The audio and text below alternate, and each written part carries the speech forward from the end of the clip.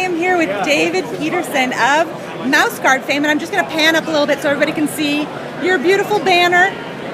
And question number one is, how did you get started working in comics? I had wanted to work in comics, but didn't really think my style jived with what I saw in popular comics. Set up at a local comic convention just to try to sell my work for commissions. Had some Mouse Guard concepts, people saw them and liked them and said, when is this book coming out?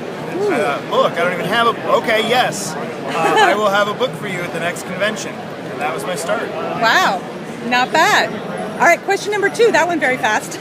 Question number two is, did you read comics when you were a kid? And if so, what were some of your influences? Yeah, I read some of my sister's Archie comics when I was younger, but I didn't really get into the idea of like my comics or collecting comics until it was either some old X-Men stuff that wasn't even current at the time I was reading them, or the Ninja Turtles.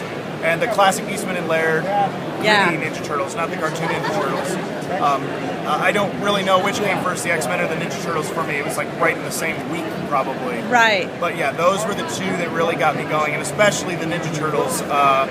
With the X-Men stuff, even though it says, it was drawn by Dave Cockrum and written by Chris Claremont or whatever, I somehow didn't associate still that people made comics. Right. Those were guys that worked in an office or something. Eastman and Laird's Ninja Turtles, I could tell. These are two guys sitting at a table drawing and making comics. They're making up stories. And I thought, that's a job. That's the way to do it. That's a good job. Yeah, that beats insurance any day.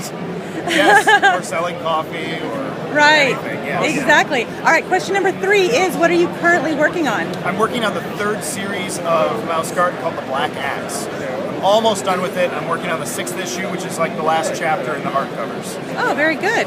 I'm excited to read those. My kids love these books. They're never on the shelf, which is... It means I'm buying the right stuff. That's high praise. Exactly. But the best praise is they get stolen, because that means they never want to bring them back. And I've had to replace your books several times. Awesome. All right, number 4 is, what comics or graphic novels have you read in the past year that you would recommend for kids or for teens? I would recommend to kids or teens.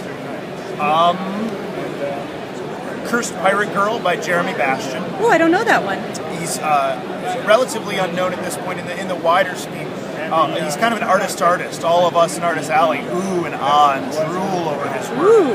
He looks like he's doing 19th century etchings. Really? And it takes him forever to get an issue done because, once you see his work, you'll understand it's very, very detailed. And he's doing these like nautical fairy tales about a cursed pirate girl orphan. Wow. Yeah. These sound fantastic. So that's great. The Black Sad is one. I don't know if it's appropriate for teens. Because it's got a little bit of adult stuff, but never. Maybe the 18-year-olds. Yeah, in the way that Mouse Guard never goes all the way into gore or violence.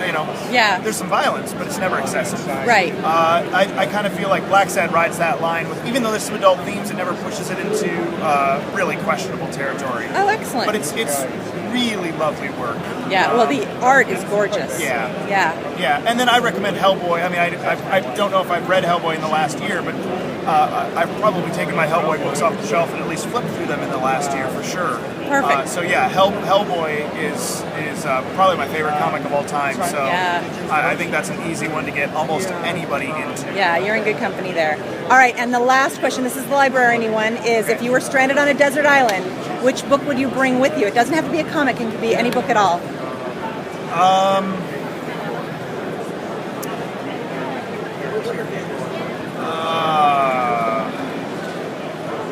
I think I would bring Wind in the Willows, the one that was illustrated by Ernest H. Shepard. I was going to go with the one illustrated by Arthur Rackham. Yeah. You know what? I'm going to switch. I'm going to go to Arthur Rackham. All right. Yeah, if I could make a book up that never existed, I'd get the Wind in the Willows book illustrated by Edmund Dulac. But he never did illustrations for Wind in the Willows. No. Yes. But both of those are very good choices. Thank you. So thank you so much.